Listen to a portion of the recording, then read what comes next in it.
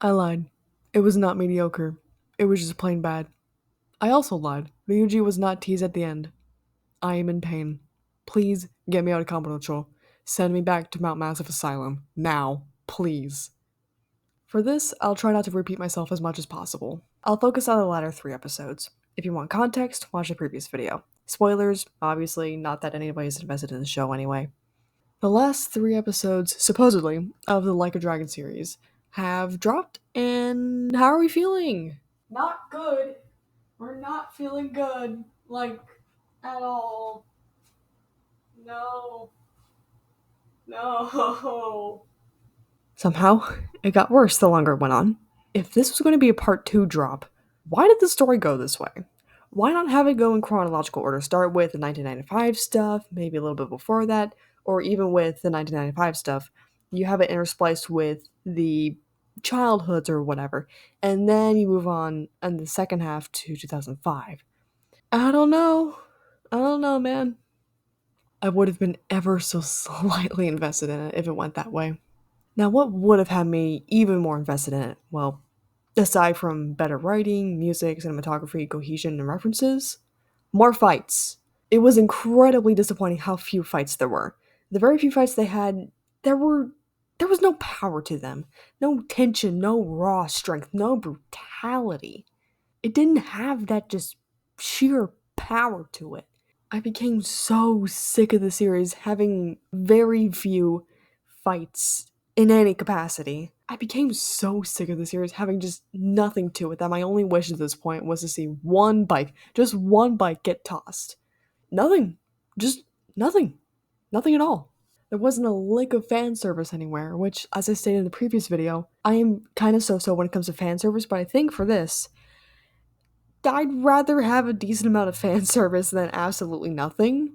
If you're making a live action video game adaptation of some kind, no matter how much you separate it from the source material, you gotta have some references. You gotta have little things more than just the names of characters and locations.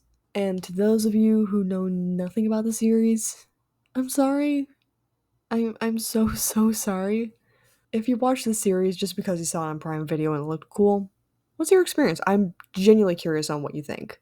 For me, it just became so fucking stupid at some point. I can't exactly pinpoint where, but I can certainly tell you it has something to do with the Demon of Shinjuku. The Demon of Shinjuku is an entirely new concept exclusive to the series. It turned out in the end to be Nishikiyama, which. Okay, sure, cool, I guess. My previous point that nobody was really introduced in any capacity was really getting to me at this point. I haven't been this confused in a good while. I think I understood Eraserhead more being sleep deprived and half asleep. No side quests happen, no karaoke, nothing that gives the games its identity.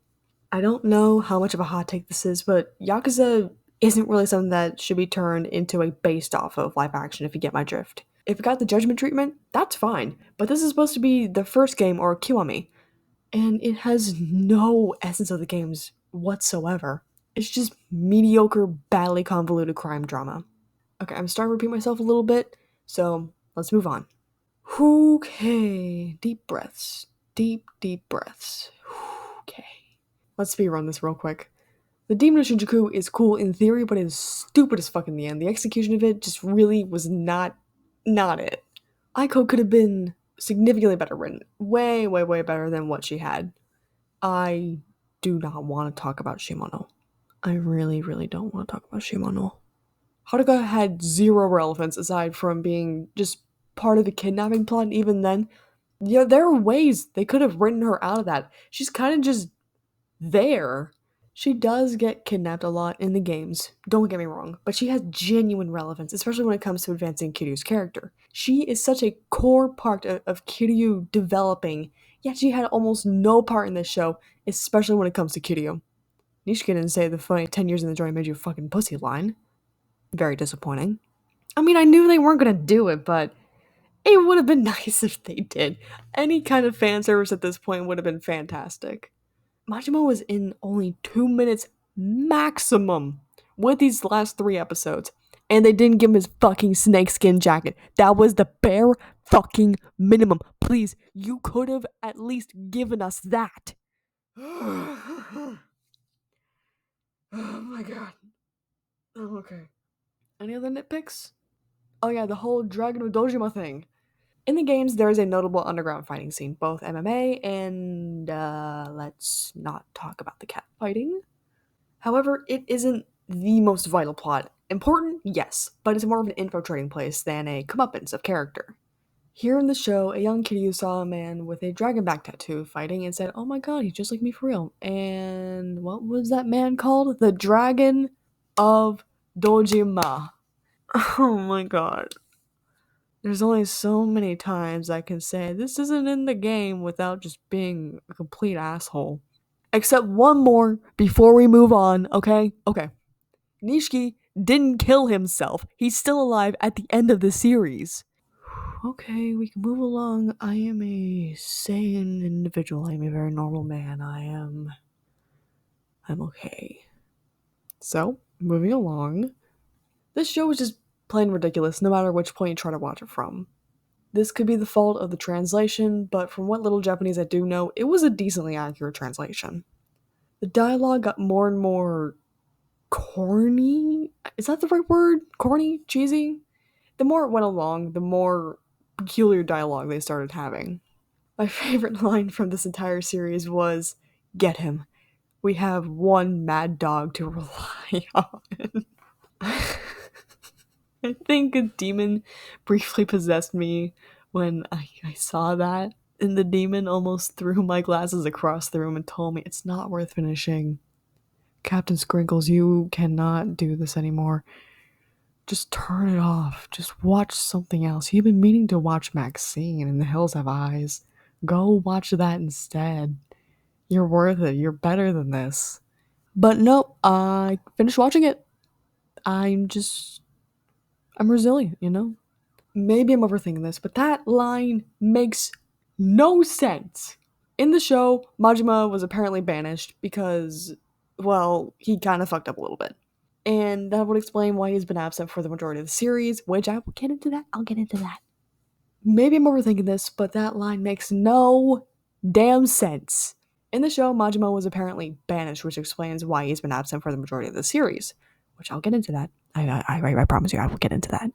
So he couldn't have really gained that nickname of being the Mad Dog of Shimano if, well, he wasn't serving under anyone, let alone Shimano.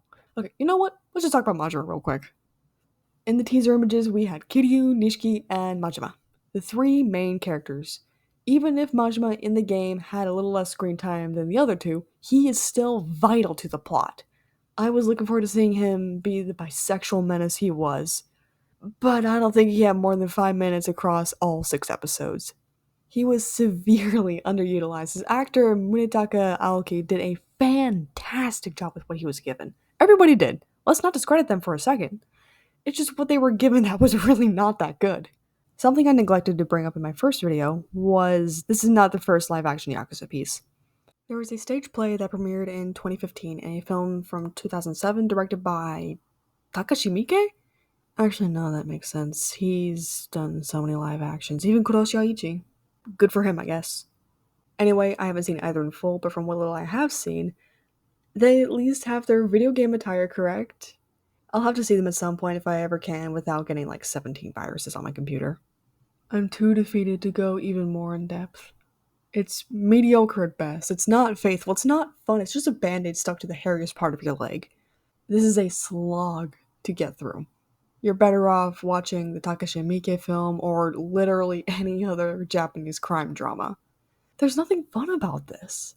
And of course, I had to be right. No Goromi. My wife will never get a live action counterpart. But hey, at least Ryuji Goto wasn't teased, so I was ever so slightly surprised. I have a sneaky suspicion that this isn't the last batch of episodes, whether that be another 3 next week or a potential season 2. But until then, I am free to geek out over the announced live action Outlast movie. Hallelujah! Actually, wait, hold on. I think I missed something in my notes. Okay, oh. Oh yeah, actually, forget everything I just said. Majimo's dual-wielding baseball bats, the show was actually peak. Thanks for sticking around as always. I'll eventually talk about something I genuinely do like, I promise. Hope y'all have a wonderful day, and I'll see you around.